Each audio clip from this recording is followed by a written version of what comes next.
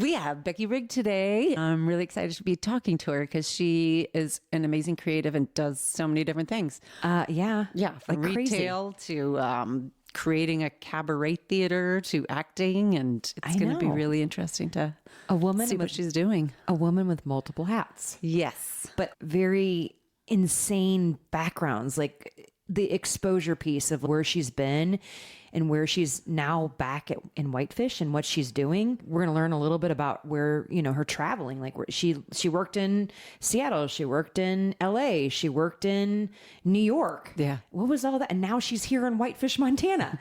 Like what? That's pretty cool. And back home. Yeah, back that's home. Nice too. That's right. She's come from many generations that have lived here. Yeah. So we get to hear that whole story. Yeah. Have you ever been to her boutique? Yes. I think I did on a women's ladies' night, they call it? Oh, ladies' night, downtown ladies' night. Yeah. Yep. Yeah. I remember when I first came to Whitefish and I was so excited about Central Avenue shopping. Moving. I'm like, oh, Matt, I get to go 10 blocks and shop all the time. And I remember going into her store and I thought, well, this is different. This isn't like, and all the stores have their own uniqueness, but they still have kind of that Montana vibe, that Montana style, right? And then I popped in, I'm like, what's Harlow? What is Harlow Boutique? Let's just go check this out. It had some cute little signage out in the front with some real fun little saying or something or a slogan for the day.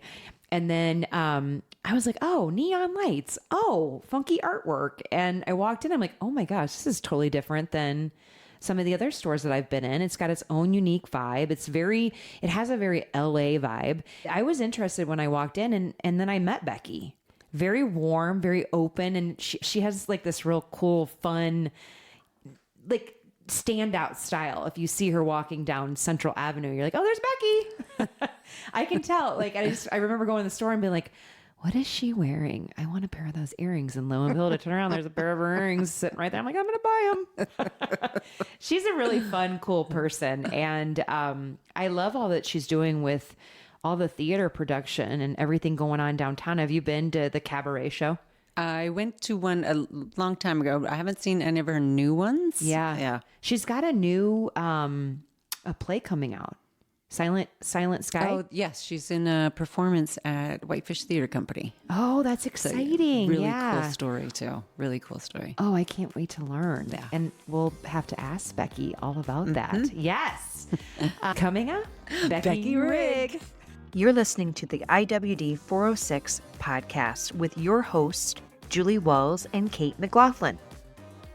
Woohoo! Yay. Hey, you guys, we have Becky Rygg, a fourth-generation Whitefish native, is not only an entrepreneur, but also an actress. What? As the owner of Harlow, a women's boutique in Whitefish established in 2012, she has always maintained a distinctive and enjoyable approach to fashion. Becky is currently in her 9th year on the Whitefish Theater Company's board of directors. Yes, and is starring in their main stage production Silent Sky, running from April 11th to April 20th. Additionally, she is a producer, writer, and performer in the comedy group the Whitefish Cabaret, with their show scheduled to run on Sundays throughout the summer at second story above Urban Omni in Whitefish. Without further ado, Becky Rygg. I'm so excited. Wow, holy buckets. You are a freaking force. It's like amazing. So, yeah, awesome. We're honored to have you on the podcast. Oh, thank you. How are you? I'm good. Good. I'm good. Thank you for having me. Thank you for coming today. So we're going to get right into it. We're anxious to get to know you more and dive deeper a little bit into your background. So are you originally from Montana? I am. I am fourth generation, so I am from Whitefish. My parents were born here. My grandparents were born here. Yeah. There's many of us. Okay, hold on. So, I mean, that's I haven't like met a lot, though, but it's true. It's like it's like a rarity to meet. Whitefish, even. Yeah. Oh, yeah.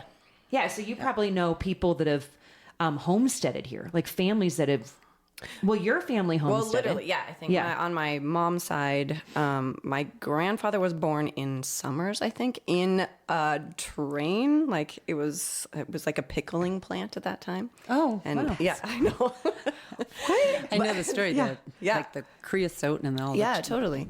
So her family was there, and then they came to Whitefish. And then on my dad's side, they were actually from Minnesota, and my grandfather hitchhiked here, and just was like, I need to be here, and brought his family and ended up in Whitefish and then Kalispell, and yeah. Freaking hitchhiked. Literally hitchhiked. Like you would have crossed like all that cold ass parts of the US. North Dakota. Yeah. Yeah, and all desolate. That would suck. Yeah. I mean, Sounds like it would take a seriously. couple months to me. I don't know. Yeah. I mean, crazy. faster. That's awesome. And that's so cool that you grew up here. So you know all the ins and outs of everything in Whitefish, and all of the growth's probably mind blowing for you. Oh, it is. Yeah. Does it excite you, or does it? I think it's great. I mean, I left for a reason, because I didn't think I wanted to be here. I didn't think it was big enough or cool enough or cultured enough. Yeah. And to come back 12 years ago, and it's a new place, like the theater scene, the music scene, and the things I really care about are here. Yeah. Because all these people came. I know. I think that's really important. It's very cool. Yeah. I know. It's fun being here. I mean, you've got the ski hill. Yeah. You got all the nightlife and all the activity happening downtown. You got amazing boutiques. Sure enough. Yes. Very, very cool. You told us a little bit about your ancestors, but what was your personal upbringing like in Whitefish? It was great. Like when I lived kind of outside Whitefish, we literally had horses. I would ride back and forth to my best friend's house. I mean, it was very like, yeah, kind of old school. I can see you with a cute little like brimmed hat on and your little boots. Like, but they're very stylish because they've got some sort of cute little stitching on it. Because you have to be a little bit unique, right? I can totally see that. That's Or awesome. like short shorts. Oh, short shorts. Tennis shoes. Yes, riding the horse very elegantly. Yes. I love it. Yeah. That's cool. Yeah, no, I mean, it was great. Like I went to, I think it's now called, it was Cross Currents. It's the Whitefish Christian Academy. Oh, yeah. So I went there for a few years. So I had a very tiny little school, like like a group of 9 girls, I think was, Oh, wow. you I know, didn't know that. 3rd through 6th grade, I think. And had a lot of great attention, and I think was able to flourish on my own pace. Yeah. And that's kind of what my parents wanted. They sort of took me out of public school, but it was, I don't know, wasn't working for me. So I feel like I always got a lot of good attention from teachers and parents. And how many family? Okay. Yeah. How many girls were in your class again? 9. Wow. I know, it's all crazy. the way through, all the way to high school? Oh, no. I only went like 3rd through 6th, and then I went back into like middle gotcha. school. Like, Okay. Yeah. No, yeah, it was intense. I think at times. That's but awesome you had that.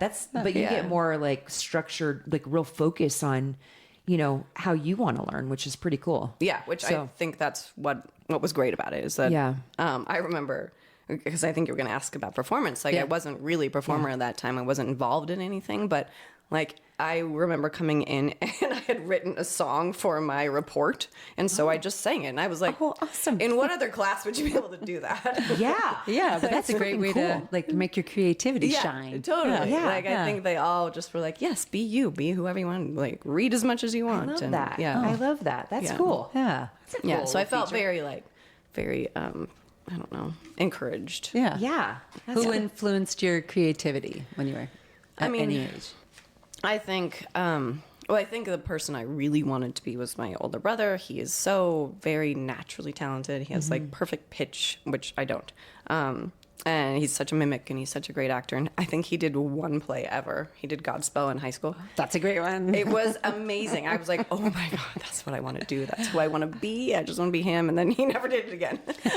We didn't. So then I just kind of like always wished. And at that time in Whitefish, there wasn't really like programs for kids. Yeah. ATP was not here. And Whitefish Theater Company was a much smaller company at that time. And it just wasn't happening. But it was like something was always what I wanted to do. So by watching him, do you, okay, here's my question. Because I was going to ask this the other day.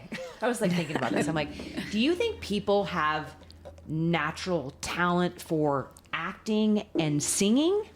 I mean, I'm going to ask both of you this because you're a singer-songwriter. Kate's a singer-songwriter. And I know, I remember growing up and I was singing and somebody said, you can't sing. Oh.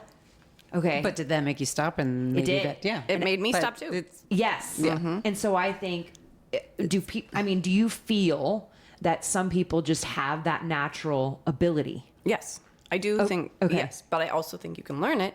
Yeah. And I think you can train it, but it's all confidence. Like, yes, in my That's whole true. career, it's been confidence. And I think now, in my late 40s, like I'm finally finding my voice. And if I would have had someone when I was younger say, no, you can sing, you can do it, I think I would have had a totally different journey. Yeah. Yeah. Because my cousin, she's 2 years older. I was born on her birthday. We were always compared to one another growing up, and she was the singer, and I was the glamorous one. It's like what my grandpa would always say. the family roles. Like, you Totally. don't move beyond They those. do. They do. And It's you true. couldn't. I mean, only Amanda sang, and then I got into acting, and so like only Becky acted, and that's we're very distinct that way. But no one said, "Oh, you might be able to do it too." Yeah. So did your brother did he end up doing anything with his talent? He actually he worked for a production company that was here, a music production, and so then he traveled with them, I think, to Missouri.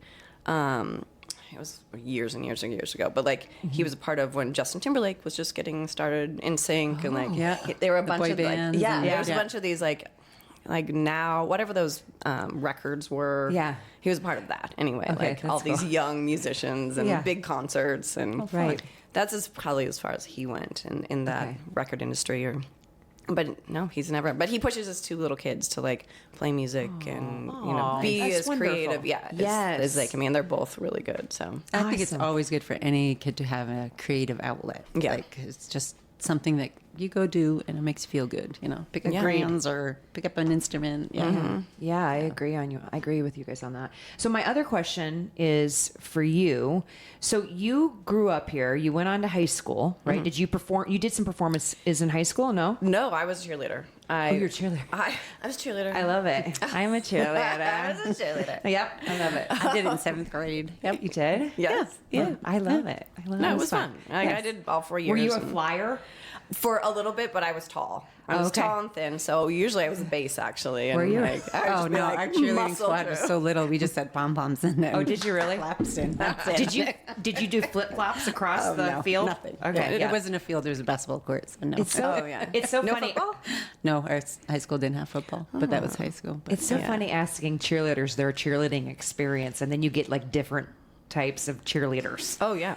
I think it's a riot. Anyway, okay. I didn't fly. I didn't flip. You didn't fly. That's a riot. But I did like choreograph the dances. Oh. And, like, that's awesome. So you had that. I was finding it then, and I had only auditioned for one high school play, did not get cast. And I have since told her, like, you did not cast me. And she's like, I'm so sorry. So that's that producer side of you that was developing Oh, early on. yeah, I think so. Like, I That's like to be in cool. charge. I like to tell people what to do. But you also see where people should be placed, right? I think so. Yeah, I that's think, cool. I think I'm pretty good at that. So walk us through, you graduate from high school. Then did you leave at that point, or did you stick around here for a bit? I went to Missoula right away. You went to Missoula, okay. University of Montana. Okay. And I was on the dance team like the first year. My nice. best friend was a cheerleader. Like I kind of just stayed in that, and then realized like, oh no, I'd gained freshman 40 or whatever. It's the worst. Yeah. I should not be in a tiny dance outfit. Yeah. Didn't like it. I wasn't really into, I don't know. I didn't really love college. I'd come home or I'd go to Bozeman and see friends. And I was pursuing accounting because that's kind of what my dad and my grandfather were like, you should be an engineer or an accountant or something in that field. And I was like, because I was good at math. I'm like, all right, I guess I'll do that. Took one acting class. Hated it because it was like, act like a cat. I was like, I don't want to act like a cat. Yeah, totally. What the hell? Totally. The woman, the teacher was directing Cabaret, the musical at the time, and she was just checked out of her classes. And I was like, this is totally a waste of my time. I don't want to do it. So again, like didn't pursue it, kept pushing it off. Got an accounting degree. Wow. Yeah, I am really good at memorizing. I could not tell you anything about accounting. Right. Yeah. Memorizing before the test. Okay, Is that hold what you mean? But I have to say this, like it's interesting. The way that I always feel like looking back at our lives and like there's little things that we tried and did, but maybe we hated it, but it benefits us in the long run. Eventually. Like that, Yes. having some accounting helps in business. Oh, for sure. And running a freaking amazing boutique. So even if it's like, I know I shouldn't do this, here, someone else do my books. hey, there you go. There you go. I love it. Okay, so you went and pursued accounting and then was like, nah, I'm not going to do this. Then what happened? Yes. So I went to Seattle, got a job with Arthur Anderson before they collapsed, and was an auditor for about a year and a half. Fascinating. Like, I barely did anything. I would work like 20 to 30 hours a week, got all the raises, like had friends. And be like, I have time to explore Seattle. Totally, I would walk around. Everyone knew, like, oh, Becky's not here. Where is she? She's shopping. Oh, that's amazing. I would never, but I would get the work done, whatever. You know, it's fine. It's not hard. You're a baby accountant. It doesn't really matter what you do. Right. But then quickly started taking classes, finally, in acting, like found a crew that I really liked, started getting involved, like scene work and scene study, and all of my accounting friends would come and watch, and they're like, you need to go do this. Yeah, so go do I it. quit the job. I went back to school, and then started really like digging into it and learning it, and like loved it right away. Digging Knew into it's what I needed to do. Finally. Yeah. digging And then into you just acting. feel like Into acting, one-on-one with the world. What acting school did you go to? It was, what was it called? Seattle Central. I was going to go to UW, and then I found this program, like a community college. But the teacher was so phenomenal. Like, she was known for the work, and they had this really beautiful theater. And so I went in, I was all cocky, like, yeah. I mean, I was early 20s. Like, I'm gonna go to UW, so maybe I can just take a class or something. And she just looked at me like, oh my God. How about you sign up for these things and we'll see how you do. I was like, oh, okay, fine. But it was like, she changed my life. She was this phenomenal teacher. I think now she teaches in Virginia or somewhere, like head of some giant school. But she totally changed my life. And she cast me right away in a show like that spring or whatever. As a 9-year-old in this show called Gut Girls. And I was like the oldest in the program, but the youngest kind of like baby actor-ish. And it was so cool. And I mean, we actually dealt with like pig guts on stage. And it was this really phenomenal, weird show. I've never seen anyone else do it. But it was called Guts? Gut Girls. Gut Girls. Yes. Okay. Yeah. And I'm just picturing the poster. I'm like, what the? It was like Jello and pig guts. It was so disgusting.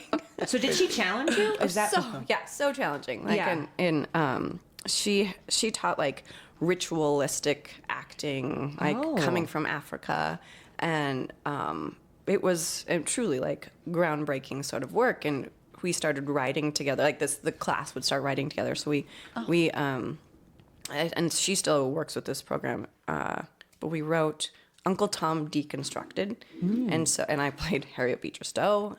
I was like the whitest of the white kids in this program, and it was just, I don't know, it was just such a ride of like, I'm learning so much about history and about acting, and actually the whole thing when you're writing too, so you learn everything. And trusting that, and like, and I don't know, it was pretty incredible. So what was one of the, I see the challenging piece, but what was one of the biggest like things that you learned about yourself through this process? I mean, I think I learned that like I could act, because truly, like it was the first time really pursuing it and finding that confidence. And it's all about confidence. Oh, like, totally. But whether it's not, like you asked earlier, like it's natural or if it's learned, like it felt very natural to me. It felt like, oh, I'm home. Like I found my place. Right. And and I'm trusting that process. So then you're in Seattle. Mm-hmm. So how long did you stay? What was your period of time? Like, how long did you stay in Seattle for? I was probably, the first chunk I think was probably like 4 years or so. And then I decided to move to LA. And So left Seattle, was like, I'm going to the city. Yeah, I conquered Seattle. I love it. Yeah. Do you feel like you're like, I conquered Seattle, I'm done with this, peace out, I'm going to LA? Sort of. Like, I can see that. I got engaged in Seattle and then broke up with him and was gotcha. And this acting teacher was like, never follow a boy. Do not choose a boy over your career. And she wanted me to go on to grad school and stuff like that. And I was like, No, I'm going to choose a boy. And so I got engaged, quickly got out of that and was like, oh yeah, she was right. But then I found another one and hold on. Are you still in contact with your teacher? Do you still keep in touch with her? We do over to Facebook a little bit. Oh, that's cool. Yeah. That's awesome. And she with all of her kids, like she does. Yeah. It sounds like she was kind of pretty inspiring for you, like a mentor. Yeah, totally. Dr. Tanya Pettiford Waits. Yeah. Nice. Okay, so now you go to LA. Yeah, follow a boy to LA. All I can hear is Miley Cyrus's song. I know, totally. You know, US. Exactly. That's personal. Yeah. Sorry. I had tennis shoes on for sure. Yeah. Awesome. Yeah. So I went to LA for probably a couple years. Totally different scene. Suddenly it was like, oh my gosh, it's film and TV, and I know nothing about that. And so I got into extra work, and you see me all over movies in the early 2000s. But what? Which movies? President's Daughter with Katie Holmes. It's very funny to watch Baby Becky.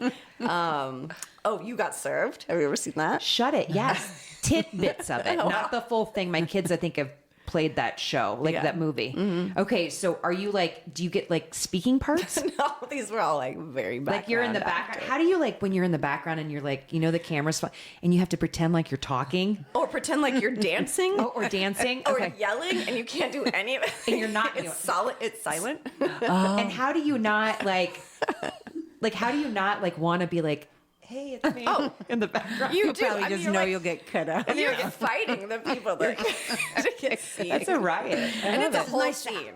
Yeah. Totally. Yeah. You get to know all the extras. It's so funny. And everyone is just trying to get famous. I mean, totally. And so it's well, what are you doing? Do you have your vouchers yet? Are you SAG yet? It's the whole conversation all the time. I would read Dostoevsky. I can't even say it. And just hide in my corner and read Crime and Punishment or whatever just to get away from it. Great one. Oh. So good. Yeah. Because I just couldn't handle it. I was again, the oldest person in this room, still cast as a teenager. Yeah. I'm with actual teenagers, and it was hard not to mother everybody. Yeah. Yeah. So what was what did you find? Because it had to have been a different experience from Seattle. Oh, for sure. And then did you like that scene? I mean, yes and no. I mean, I would kind of hide from it, but then it was fun to be cast, and I got cast in some bigger things. It was slow going, but did you find those people that believed in you, like the gal that was up in Seattle? Not really. I mean, LA is just not like that. It's not like that, and it's got its own is it more competitive? Oh yeah. Insane competitive. And if you don't know anybody, I mean, I feel the whole industry, it's who you know, and now it's even totally different. But then. And I was starting to find some ins and some people, and I didn't have an agent. I didn't have a manager at that point, but I was starting to meet them. Yeah. And then I broke up with a boyfriend and moved away. Yeah. Oh, so then you moved. I moved back to Seattle. You moved back to Seattle. Okay. And I got involved in burlesque then because I was what can I do now? And started a new adventure. Going back. Yeah. Totally, Yeah. Yeah. And so started producing burlesque with a friend who kind of pulled me in. She's let's just try this. I'm all right, fine. I like dancing, and you did. You were doing the whole. Oh yeah, the whole thing. We did the whole thing. But for me, it was more I didn't really want to take my clothes off. I just wanted to tell a story, and so we would find ways to through dance and through this fun, weird thing that you could break into. You know, we could be hey, we're a team. We want to be in this show, and they're all right, that's fine. So it was an easy break-in, and we would we did a whole show about breakups. It was Love is a Battlefield, and all these cool different stories about breaking onto the scene. Joan Jett's Love is a Battlefield. Yes. I mean, that would be a cool thing to totally do. Totally. It was so cool. And we would bring in all these other people in Seattle to work with, and we did a whole Madonna Britney battle for our next show, and then the last one was Valley of the Dolls, and it was just all about drugs. It was just so fun and cool. Yeah. That's wonderful. Yeah. And I feel it's kind of empowering too. I mean, just to be that sexiness on stage. I'm I don't know if I could do it. I'm too covered. I'm too, but I think if you are with a bunch of other women that they see it in such a different way, they see it as empowerment. I would join the band. You know what I mean? I would do it, but I can't. Did you have a little bit of that, or were you? For sure. It was very empowering, and watching. It's such an art form, and that's. I feel I didn't lean didn't know the art form very well, so I was kind of making up my own version it seems of more it. seductive than it's been just like, here's my It's the art of the tease. You know, and the so tease. Yeah. watching that, I mean, there were so many like really, really good classic performers in Seattle at that time. I think who've moved on to New York now, but then like we would just bring in this like wild fun, we're going to tell a story. We might or might not take our clothes off. And like, that was kind of the fun of it. And people were like, yeah, that's a good way to do burlesque too. Like it all works. Like a total, what emotional tease. But yeah, I was like, but then, baller. but yeah, it's like that little, so you got the seductive physical tease and then you've got the emotional fun tease though. I would have loved to have seen that performance. Oh, it was so fun. We did like, are you going to bring that here? well, there is a burlesque troupe here, and funny enough, they had the same name that we did. We were the Diamond Dolls, and it was just two of us. And now there's a Diamond Dolls of the Flathead. Oh, I didn't know that. I didn't know that either. Neither is one in Missoula. I don't know if they're still going. Cigarette Girls. I don't know if they are or not. They're great. I've seen them. They're fantastic. Dang, you should do a show with them. I mean, I personally don't know that I can do it anymore. I feel like I'm a little too, not even old, but just like my presence in the community. I don't. I get pretty. I'm not modest at all. Like in cabaret, I wear very few clothes, but I just don't know if that's totally appropriate. I see where you're going with that. But I could cast my friends and make them do it. I was going to say, just bring other people. I could just be in charge. You're in charge, telling everybody what to do and sell out like crazy and make shit tons of money. Totally. I love it. I think it's. so. There we go. We're thinking about it. We are thinking about it. It's funny to like be on the other side and think like that I maybe am too old to do something. You're not. Never. No. Never. I always feel like, I don't know how, you look 20 some years old. So I just feel like very nice. I'm kind of like in that reinvention phase of my life going into 50. Ditto. And I'm like, I feel like a fucking badass. So do I. To be honest with you, my body not. I can take on anything. I know. I feel like my body's not banging, and hormones are definitely kicking my ass.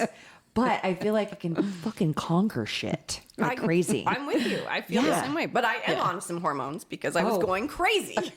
I probably need some. It's the best thing I've ever done. I do. I need to get with whoever Did you it just regulate and regulates? I was going crazy over the last like year and a half. I'm like, well, who am I? What happened to me? What's going on? There's I couldn't definitely adjustment. think. Yeah, Totally. Yeah. Well, I think there's lots of misconceptions around hormones, and and people are scared to take them, because they're afraid they're going to get breast cancer. Well, that was like a whole different genre of hormones that really fucked people up. But I'm like, I definitely think there needs to be better education around hormones. 100%. And as we're aging, it's like that should be a part of the regimen. I'm like exploring. It should be an option for any woman that says, I can't deal with what's going on right now. I need something. Totally. I went to my doctor and she was like, I don't deal with that. I was like, wait, what? You are in your 60s and you're a woman. How are you not? How do you have nothing to tell me about hormones? She's like, I just don't do that. I know nothing. I was like, what? Wait, I would have been like, are you a woman? I was so confused. I mean, are you not waking up in hot? And the sweat things go different. Some women are like, I just soaked my sheets and, I would be like, my pits are wet. But okay, so my idea is you show up on stage in your sweaty pits and you pull the show. I've thought about it, honestly. That's pretty awesome. I mean, there is menopause musical out there, but like, that's true. Doing it differently. Yeah. Or there's many aspects that haven't been taken on yet. So that would be, I don't know. There's lots of room. Yeah. I think so too. I'm thinking about it. Awesome. Okay, we won't keep going on this one. Okay, so you went back to Seattle. Then, okay, you go from Seattle to LA back to Seattle, and Seattle to New York? Yes. And then I finally, after burlesque for a couple of years, I was like, I got it. This time, I wanted to go to New York for years and years and years. Wow. And finally, I just was like, I'm going. I made my little brother come with me. And we went and lived on the Upper East Side. Actually, I got to go. My ex-fiance was directing a show up in Saranac Lake, New York. And he was like, you have to come and do this. It's like this girl that he went to school with just wrote this show. He's like, I can only think of you.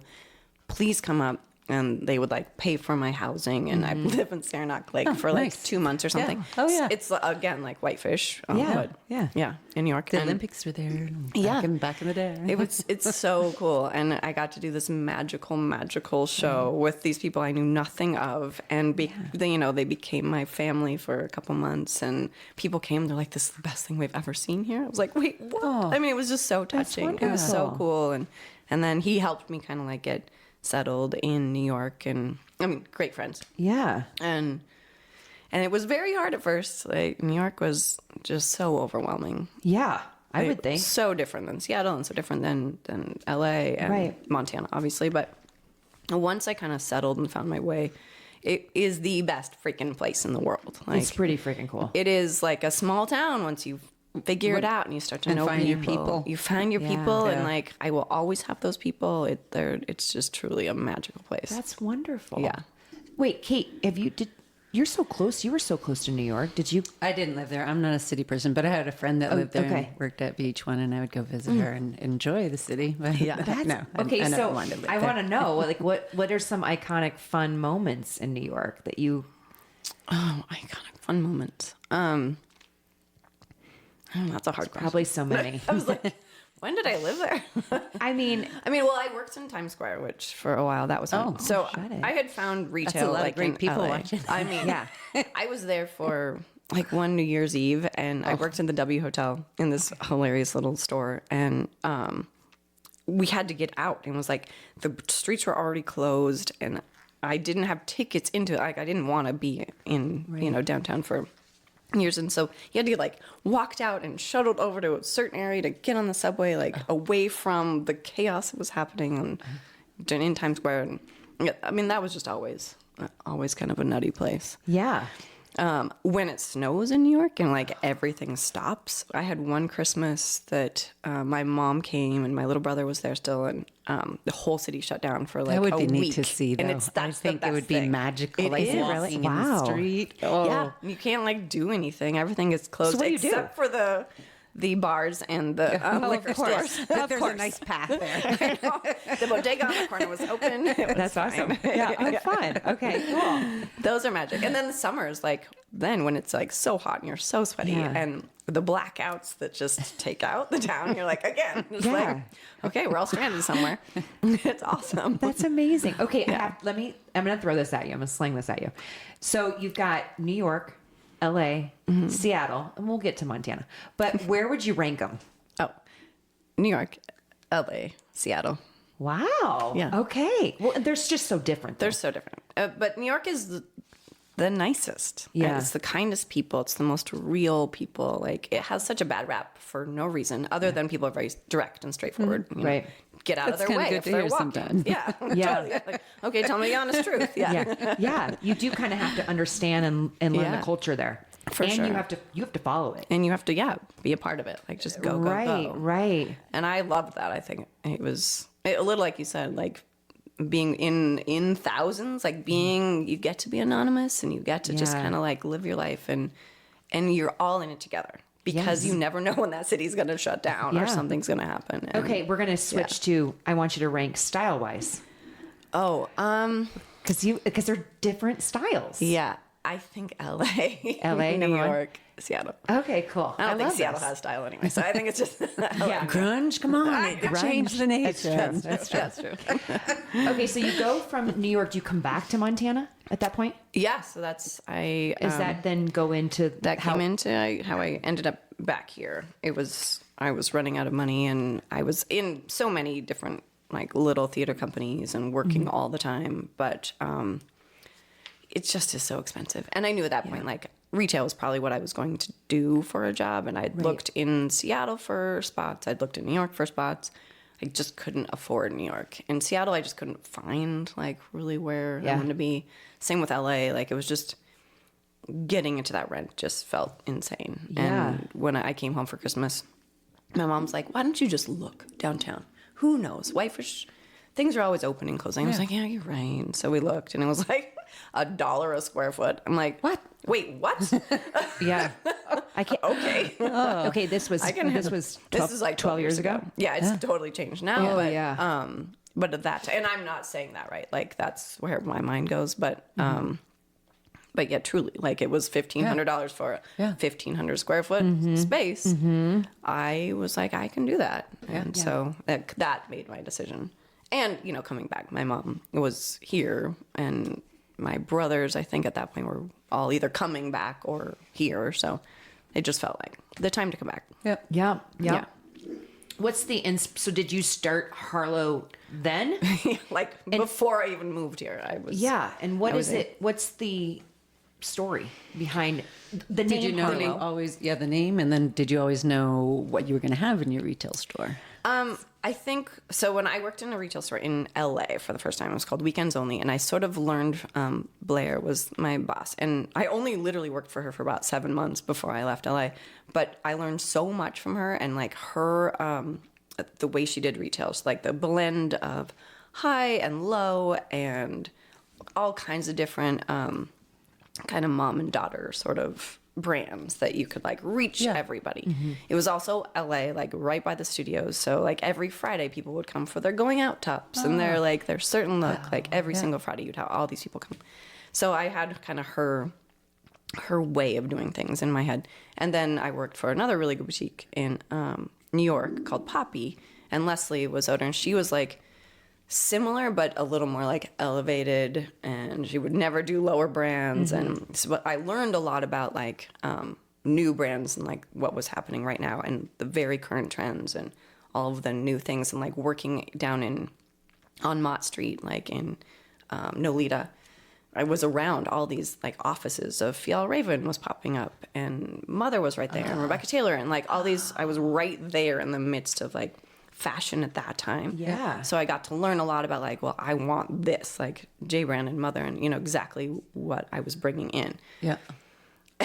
And then, you know, coming to Whitefish, it was like, all right, I have all these ideas in my head. I think I can blend them. I think there is something missing here that I think this would fit in. But it's not that easy. You know, like I'd been working in cities. So I came in and the hot. population difference here is there were pretty big. 6,000 people here. Exactly. Yeah. So right away I was like, oh my God, what did I just do? And my other thought is, I was so ready. my other thought is you're bringing such a different, unique style. And options, right? Was it received like, or was it more like pushback in the beginning? It was a little both. I mean, you probably had to throw like a cow. That sounds terrible. I'm stereotyping, but like a cowgirl hat in the window. No. I'm here for you, Montana, but with like a little bling. I put a motorcycle in the window. Oh, you did? Oh, okay. awesome. All right. Yeah. It was very eye-catching. It was. I mean, it was this beautiful, like, it was a Triumph, and it was an actual, like, 1942 motorcycle that a friend had in his field, and he rebuilt it for me. And so we built this giant platform and put the motorcycle up there. I mean, it's so dangerous. Wait, in your store where you're at now? No. This was the one on Railway Street. It's where Delia Pilates is. Oh, gotcha. Now, Okay, next to Spotted Bear. Yeah.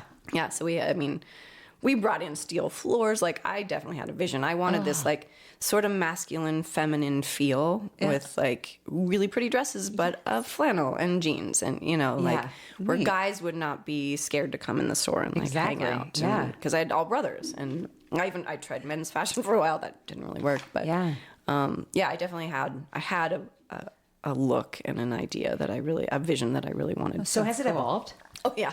And I'm now the girliest store you could ever see. Your store is pretty girly, and it's got like, I love the beautiful artwork that's on the walls and all the additional, like the fun little pops of color and neon lights. Yeah. So that's, I want to go back in time and see what it looked like. I wish you could. I mean, I'm sure I have pictures, but like I hung a bed frame from the ceiling with all these lights in it, like that looked like a store in New York that, John Varvatos, like they had these big fixtures, and I was like, that's what I want to make. But I did it on a budget. Like I wanted to do it myself. Yeah. And then I had a projector on the wall that I was showing like old movies on one side, and then the motorcycle, and then all these, you know, new brands to Whitefish that were like really important to me that I really wanted to bring here.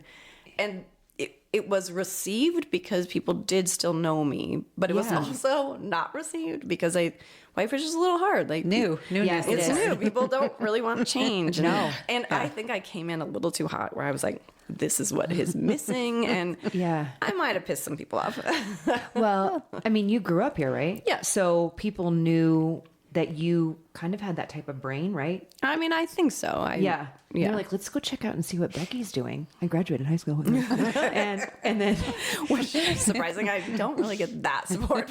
Really? Yeah, okay. Got you. I needed the new people to come. But how fun is that to be here and like show people who you've been your entire life? You know what I mean? And that side of you and that creative side. I just want to go into your brain just to kind of see what you see things visually and then how you tweak them. You know, it's almost like your approach to how you create shows. You took burlesque and you're like, I'm going to make it into a little bit of burlesque, but a twist. But tweak it. And you put your own style on Yeah. it, which is great. Like everything has your imprint and that I'm learning and listening to. I'm like, oh wait, that's their imprint. I like that. Yeah. Very cool. Move around printing on people. Yeah, for sure. Exactly. I was going to ask you too. Sorry, Kate. I keep I'm like, my brain's going in all these different directions. But like, being a Montana business owner, it's got to be challenging. Like, there's got to be, and especially with the tourism season and then the weather. Like, to be and how the weather dictates when people go outside or not. My or God. shopping. Or, We have a whole journal that is just about weather. Like, it rained today, people didn't come in, or it rained today and people flooded in. Like, because you try and I ran a restaurant, and you do try and see if there's a pattern. Yeah, and you're like, oh wait, there must be a pattern, and there's no pattern. There's no pattern. There's no pattern. No, Really? no. It is so hard. Like, I was not ready for 6,000 people or the tourist season, or suddenly Canada has no money and so they can't come and spend, or so many things that right away I was like, oh, what did I do? So I mean, like with that piece, there's got to be components of frustration. Oh yeah, I've wanted to quit so many times. Yeah. I have to walk away. I can't. peaks and valleys. Peaks and valleys. Yeah. But really what you do is pivot and you figure it out. And Wait, what was that again? You said pivot? It's the art of the positive pivot. The positive pivot. Yes, we got it in. I'm here. I'm just turning things a bit.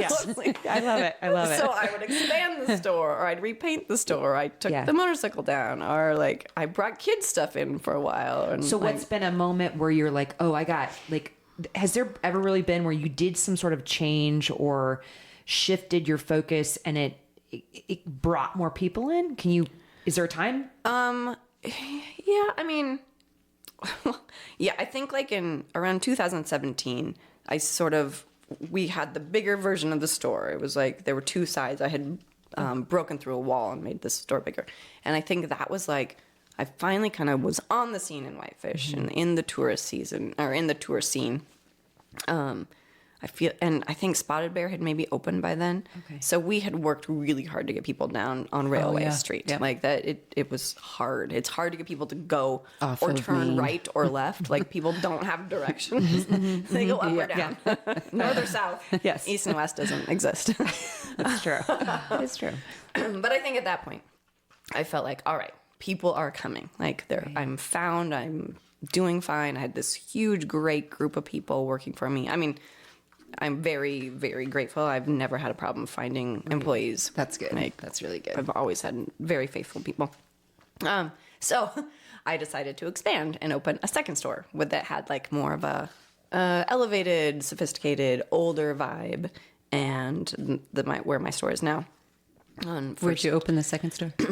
It's my current location. So it was first in Central. The building there, Monica Pastor was building out. Oh, gotcha. Okay. To turn into a gallery, and then my space was going to be into sushi. Inda was going to go in there, and then they had found their space at the same time, so they pulled out. So she kind of reformatted how she was building it out. It didn't need a kitchen or whatever, and so she offered me that space. And at that point, I'm like, yes, I can do anything. Yeah. I'm doing great. So I started Harlette. So it was the little Harlow. That's cute. Yeah, it was cute. That's cute. I like that. I wanted just Harlot, and my mom's like, you can't do that. What? It's fine. I love it. I do too. I'd be into it. And I called all my employees Harlots. Even the 14-year-old. Yes. Yeah. So I created this culture at that point. I think like the Harlow and the Harlots and like people wanted to come in and be around us. And I mean, all my employees would literally just be there even on their days off. It just felt like this cool little community. Yeah, wonderful. It was. I was super proud of it. And then Harlot, it kind of divided us, which was like good and bad because we're really good. We were really good as a team, just in one space.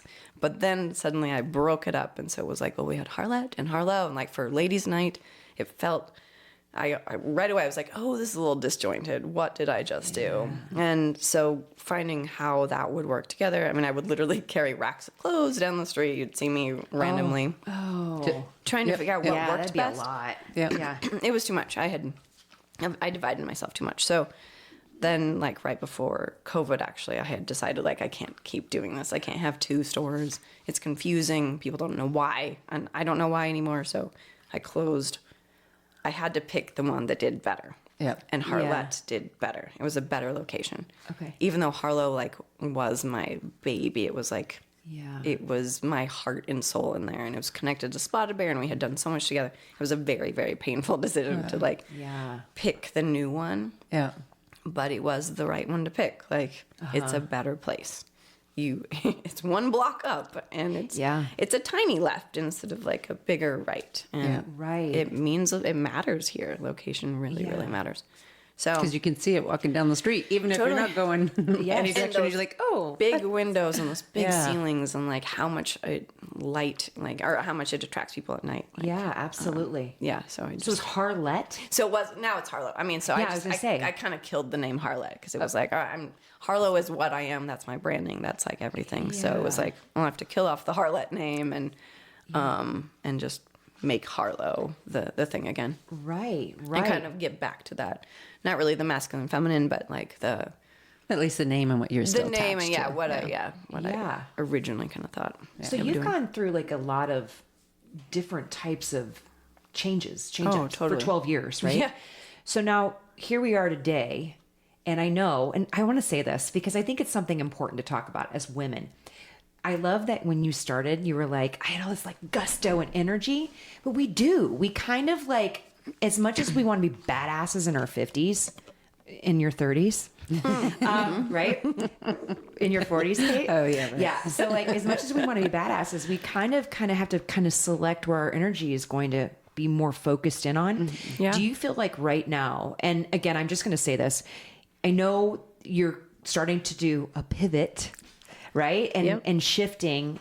Do you feel like that component of like, I'm getting close to this and my energy's starting to wax and wane.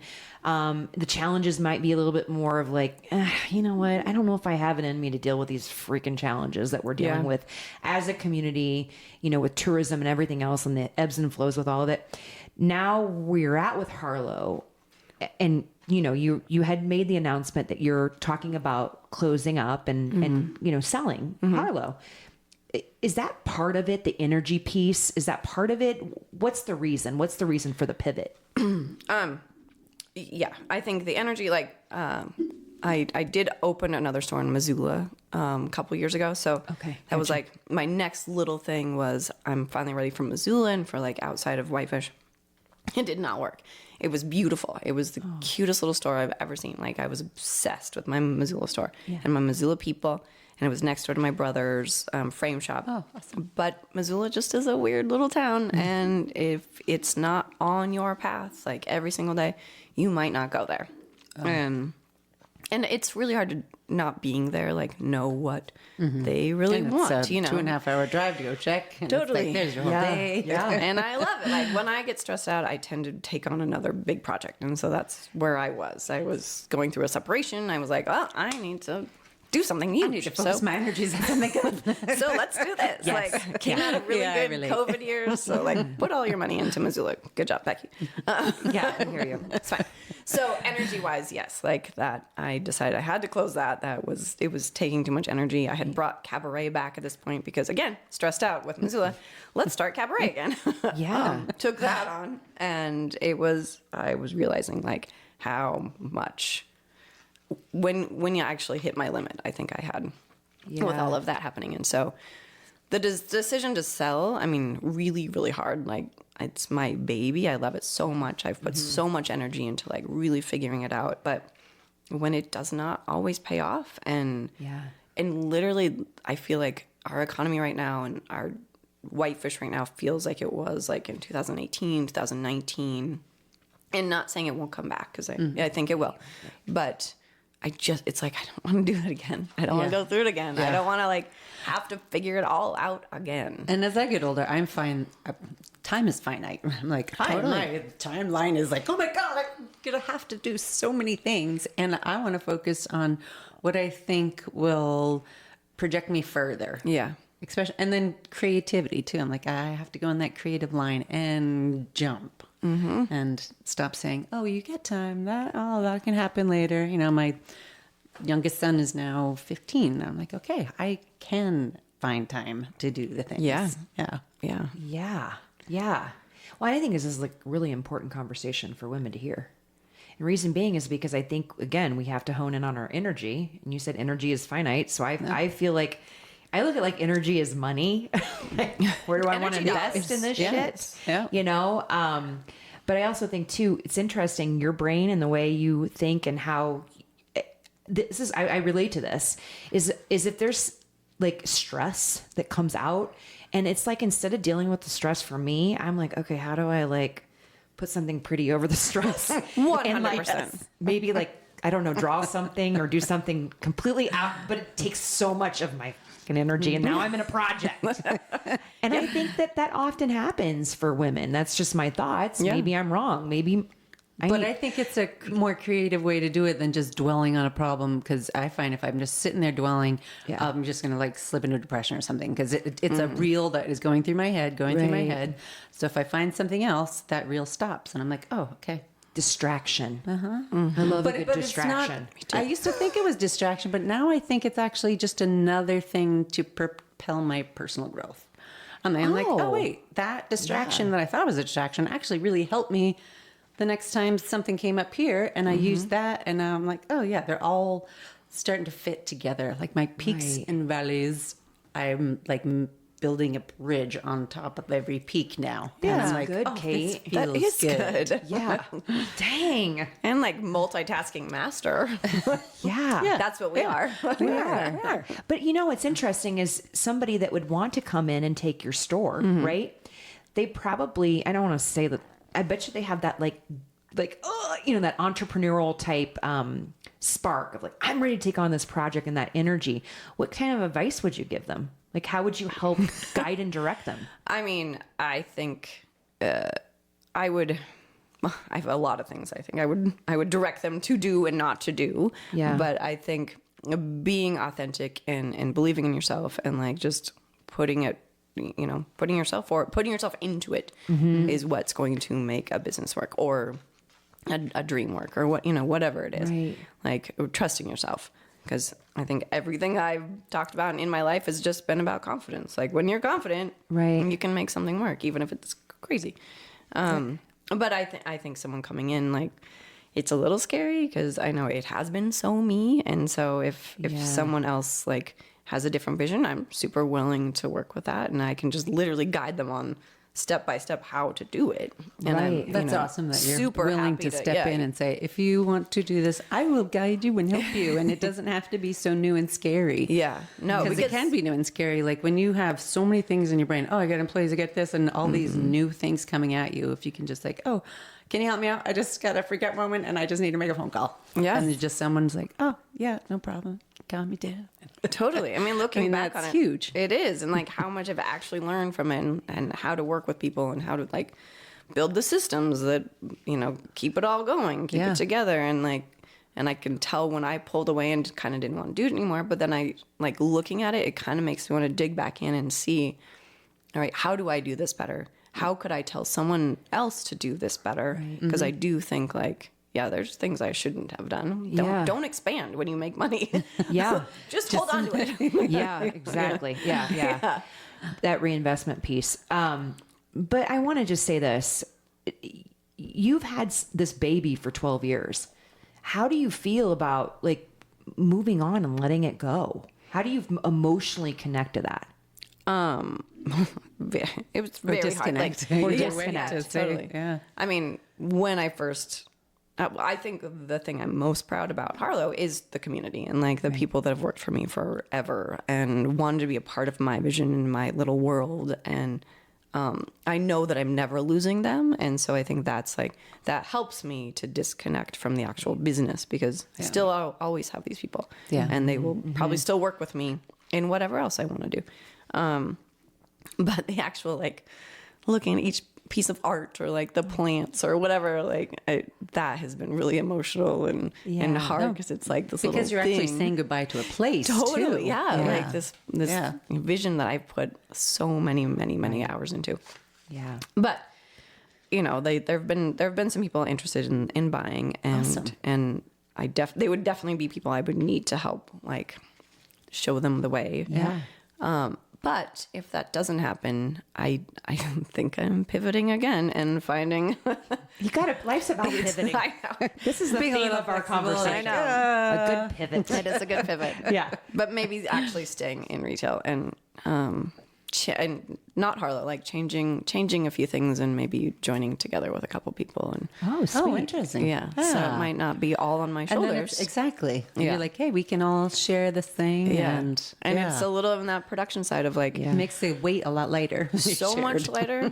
But I see all these people that I work around and with, and there's so much talent and skill that each one of us have and can bring to the table that we might not be doing right now. Like it's easy to get stagnant in Absolutely. in a business or in a situation or in a building, and to break through that, it's like I do have this new vision of how we work together and break through it and build something bigger and build something cooler. Yeah, I think what Kate and I have learned through IWD406 doing the collaborative type work, I think collaboration is so critical because there's authentic conversations being talked about, like real problems that people are struggling with getting their business off and running, or maybe they're a little stagnant in, the things that they're doing for their organization. And then they're leaning into us saying, well, and I'm like, okay, well, what about this? What about considering this? Because And sometimes sharing it's wisdom. just a fresh perspective. fresh too. It's like, oh, I have this idea here. And then, oh, well, what if you did this? I'm like, oh, that's great. I wouldn't have thought of that by myself. Yeah. And then, but you also have this breadth of knowledge and experience. Let's not negate the fact that you've been to all these major cities. Yeah. You've seen, you've learned, what works, what doesn't work. Bring it to Montana, but Montana has its own culture, value system, but you grew up here. Yeah. So you have like a perfect little package to offer to entrepreneurs that want to come in here and do something big and fun. Right? I think so. Yeah. So I think like pivoting into something like that, especially with the way that you're methodic and directive, like you could really make an impact on people that are wanting to do something fun here. I think it's exciting. Thanks. Yeah, I do too. I'm really, I think the future is bright and It's totally bright. and no matter what that is. Yeah. But I think it's retail. I think it's cabaret and it's film and it's like all these different things that are happening right now. Yeah. Like I'm not saying no to anything, which I'm crazy, but And you're versatile. So you can pretty much adapt and like you're a chameleon. Like you're like, and I'll move over here and do this. And even do if this. I don't know what I'm doing, someone's like, write a proposal. I was like, okay. Yeah. Well, How then do I it's do another, that? change it into an adventure. Like, okay, now I got to learn about this. Exactly. Sure. But your passion, I think, carries you a lot farther than you maybe you think. But it's like your passion is going to sell something. Your passion is, it just ebbs and flows off of you, which is awesome. Thanks. Well, let's go into the creative aspect. Yeah. Your creative brain. Okay. Share with us your experience being part of a major Whitefish creative arts scene. So talk a little bit about all the creative endeavors. Okay. I'm excited to learn. So, I left acting in New York, thought I'd probably never act again when I came back here because I was just going to do this and didn't know what was happening. Within the first couple months, I saw a play at Whitefish Theater Company and sat in the front row and bawled and was like, oh my God, people act here. Right? And it's so good. Yeah. This is good. I feel it. Everything's connected. It was so cool. And so right away, like I auditioned and within, the next couple months, I was like fully in 2 or 3 plays a year and just like back and felt so supported and loved in this community that I grew up in, and I didn't, know anybody anymore, but I kind of did. Like they didn't know me, but they did. And the theater puts on such good shows with the costumes, the sets, everything. I mean, they really do an awesome job. And that was it. Like the first set that we worked on, I was like, I came from basement theaters in New York, and look at this like beautiful, gorgeous apartment that they built for us. Right. And the dresses there's still dresses there that they were made out of giant curtains just for me. I'm the only one that they fit, and they're still kept there. And they were, it's just insane. Like right away, I was like this, it's still good here. It's really good here. And I joined the board within like 9 years ago, and just started to get, involved in that side of it, which I had no idea what I was doing. It was just like, okay. It's like, cool, this sounds fun. Yeah, I'm a business owner, sure. Yeah. And then I went through a lot on that board of a lot of transition, new artistic director, new executive director, now new operations manager. Like I've literally been through COVID. I was president for maybe 4 years. Wow. Through the COVID time and after. And how did you deal with that? It was nuts. I mean, but that is where I learned the positive pivot. Like positive pivot. We had to keep it going. You know, we were one of the only theaters, I think, like in our area and maybe even the country that just kept going. Like we figured it out. We got the Gogans donated some money so we could buy film equipment so we could just start filming some stuff, and we kind of kept in our own little bubbles, and so we just kept doing plays, and we would get them out there, and we'd figure out how to like keep going. And we even my cabaret crew, Mikey and Davey and Colette and I, like wrote a whole musical. Basically Mikey and Davey wrote it. They wrote a whole musical for a Christmas show that we were going to do, and we had it like COVID proper, people were not rehearsing together. We were all separate on the stage, and it was this really, my son was going to be in it. It was this amazing, like the basement bunch was what we called it. And it was like these kids who wanted to put on a show for their parents. And so then we were all involved. My family got COVID and shut it down. I know, it was so sad. It was like this lost thing. But yeah, anyway, we kept going, and I'm so proud of like the work that I've done on the board and then on stage. I've been allowed to do shows that I would never get to in New York. Play parts that I never would have gotten to. Oh, the one that's coming up, I want to see. I'm going to see it next Sunday. Oh, good. Yes. Yeah. Silent Sky. It's tell us. Incredible story. Tell us about that. So yeah, Silent Sky it's 3 women. The writer, Lauren Gunderson, she tends to use historical figures and put them in like fictional settings. So the 3 real women, Henrietta Leavitt, Annie Cannon, and Wilhelmina, don't know her last name. I don't play them. Yeah. They're real. Like they were 3 women who worked in astronomy. They charted the stars, but they didn't get the credit. Like the men were getting the credit. They were doing all the work. They were like the computers. And then, but Henrietta actually, she figured out how to measure the universe. She figured, like, by looking at the Cepheid stars, she figured out how they pulse and then how far away they were. And so her work and her findings were published. And then, like, the Hubble telescope came out of them, like, all these different things. I know. It's insane. She was actually I think she was just awarded some huge... and this timing was 1920. Yeah. Anyway, I play Henrietta's sister, Margaret, who is not a real character. Like, she's an amalgamation, I think, of like Henrietta's people actual siblings or her mother. I think it was actually her mother that stayed with her. She died young of stomach cancer. Oh, and so, but I think her family knew, like, this was a very special person figuring out very special things. And so we get to kind of tell that story, and I get to play that sort of heart piece of the family that stayed home or supported her. And then there's one guy, and he's literally titled like he's the man. He just really represents men. You don't even need a name. You don't need a name. It's very women's empowerment type of play. And the author, Lauren, she wrote The Revolutionists that I did a couple years ago that I played Marie Antoinette. I remember that. I wasn't able to see that one, but I saw it in the audition even. I was like, oh, and I just read the script. I was like, oh my God, this is awesome. It's I was out of town. I was like, oh.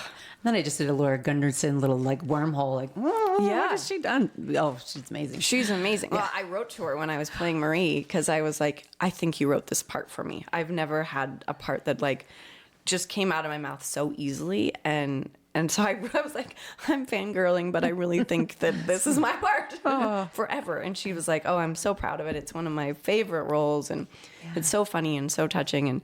And then she got a little more famous. And so when I wrote to her, I was like, oh, we're doing Silent Sky. I'm so proud. And she's like, cool. Like, yeah, that's fine, Lauren. It's cool. This show is beautiful. It's like, our set designer, Robbie, is just incredible. Like, I want to give him some giant award, even though if it's just for me. But all of our sets, he just kind of keeps going and getting better and better and better. I'm just so very proud of like our team at Whitefish Theater Company. And it's so cool. That's so cool. Yeah. I just want to know what would be an iconic project that you would want to bring to Whitefish outside of this? Like, what would be something that you're like, okay, in the future, if I could do anything, this is what I would want to do? Oh, gosh. I know, right? I know. It is a hard question. I keep thinking about that. Like, I'm, my own cabaret, like Whitefish Cabaret, I'm so very excited for the next show, and that comes in June, and working with them, and I think, like, the creative power in with all of us and others in the community, like, I want to make a movie. I want to either like blow up cabaret to this next level of like incorporate burlesque or do, bring in even more people and take it to the walk cult or, like you were saying, like, or take it on tour. That's the other thing. Like I kind of, and keep cabaret small and keep just as us, but then I sort of want to represent us and get us either gigs on the road or, like be our own agent or find an agent. I think I'm trying to figure out what that next step is like how to make the thing I'm already doing like even more iconic, because I do think we have created this thing that I love the has a giant following. Yeah. And you guys have a really good rapport with each other. I mean, you all connect really well with each other. Yeah. And it's a struggle. It's hard. It's like hard to find those who plays what part and, like truly like as director and producer and writer, we have to really have a lot of respect and love for one another. And, even when we don't fight sometimes. That's a relationship that happens. It's family. That's what family does. We do. That's awesome. Okay. Yeah. So we're down to our last 3 questions. Oh, yes. Yes. And this one is, since you are a fashionista I like and this one. own a unique shopping experience boutique, what was the first, not first, but the worst. The worst. Fashion faux pas you ever made? It's a funny question. I don't think of myself as a fashionista. I think of myself as like I love clothes. I love making people feel good in clothes based on like what they like. Right. So not really being held to any sort of trend. I don't know. But I was thinking about the second year at the festival, I wore this horrible outfit. And I'm like, who let me out of the house? What was I doing? I thought maybe I looked so young and cute, but right. These tight shorts and this crop top. And I saw a photo and was like, what did I do? Right. I have a store in Whitefish. Like everyone in Whitefish is at this festival. Why am I wearing this? Yeah. You've got a spotlight on you. Yeah, then when you, like, but that's like the afterthought. That was like, oh, jeez. Totally. I thought it was so cute. It was not so cute. bad. It was bad. That's what I was going to say. I'm like, you must, like, every day you walk out of your house, you're like, I have to represent Harlow. But I'm not good at that. I wear No, jeans you are. and a Look t-shirt. what you're wearing today. Like, this is hot. Thanks. Like, I'm It like, is. I would not be able to pull this off. But do you get that pressure, though? Honestly, sometimes I just totally ignore it, and Okay, I'll gotcha. just wear literally jeans and t-shirt is kind of my uniform, and but I'll look at like Wandy in the gallery who has her high heels on, and like Wandy. she's so beautiful. She and, like, is. Now she is the fashionista. Yes. That girl. You're like, what? How this outfit? Yeah, what how is do you look this? perfect every Where did you day? get this from? I know. It's amazing. Yeah. Yeah. So I appreciate fashionistas. Yeah. I love shopping in your store because one of the things is I'll come in, I'm like, what is she wearing? She's got her hair pack in this like cute little big ginormous bow thing. And I'm like, can I pull that off? And then I'll go home and I'm like, I'll put like a bow thing on my hair. I'm like, it looks fucking stupid. Confidence, honey. It's all about the confidence. I'm like, I look like an idiot. I love it. Awesome. If there was a movie or theater production made about you, who would you want to play your character? Well, Nicole Kidman or Taylor Swift, because fun. obviously But they're two different people. I know. What? Okay, why Nicole Kidman? Well, I think like I would want her career. Like I feel like she is what I want to be, except I don't know how. I think she's a robot. I don't know how she stays as young as she is. Yeah. So if I need to be a robot, that's fine. But like, yeah, I mean, I love what she does. I love how real she is as an actress and like what she can bring. And I really need someone like that to play me. I hear you. That's awesome. So dramatic. Okay, but why Taylor then? I think Taylor has, I mean, not to flatter myself, but like, I think she has creative energy and drive and fun and like this youthful, crazy, like with the fashion, like her, I think, I'm guessing, but I think always Taylor has done exactly what she wants to do and has pulled in anything, any look, any weird idea into her songs, her videos, her presentation of herself.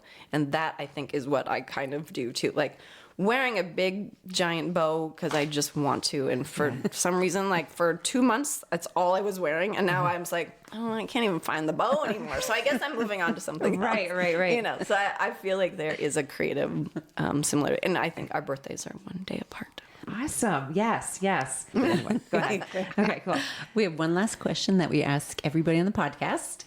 And if you had the ability to pass the mic, who would you share or who would you want to have us interview on the IWD406 podcast?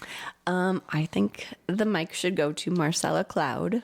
She has worked for me for years, but she has her own. She's a makeup artist and a stylist, and she works in so many styled shoots and on weddings. And she's a self-made girl, and she's so impressive and so smart. And she has just worked for me like 1 day a week for years just to stay in my universe. And I love her so much. She does photo shoots for like magazines?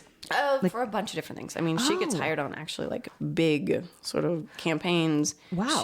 She's just pushed herself. She's just completely, she's worked with lots and lots of different people, but I think she has such her own style and her own vibe. Like she's just plowed through and made it her own little world. That's cool. All right, Marcella, we're coming Cloud. for you. We're going to send you, pass the mic over to you. We're sending you a mic in the mail. And she's hilarious. Like, you'll love her so like much. you are. Yeah. I've had so much fun getting to know you. I know I just me pop in the too. store and just, hey, and get a little tidbit of like learning about you. But you're just a force. Like knowing all the different creative hats that you wear, it's pretty impressive. And I think we're pretty honored to have somebody like you in Montana. So thank you. Oh, thank you. What a great time. Thank you. I appreciate it. Kate. Thank you for gracing our stages with your beautiful presence too, and creating more culture and awesomeness in Whitefish and beyond. Well, thank you. I'm so glad you guys are here too. Yay, fun. Yeah. A special thank you to our podcast guest, Becky Rygg. You can find all of her links in the description of this episode. If you like what you heard, please hit subscribe. You will be notified of future podcast guests. Follow us on our social media platforms and stay tuned for our next podcast chat with an amazing Montana woman.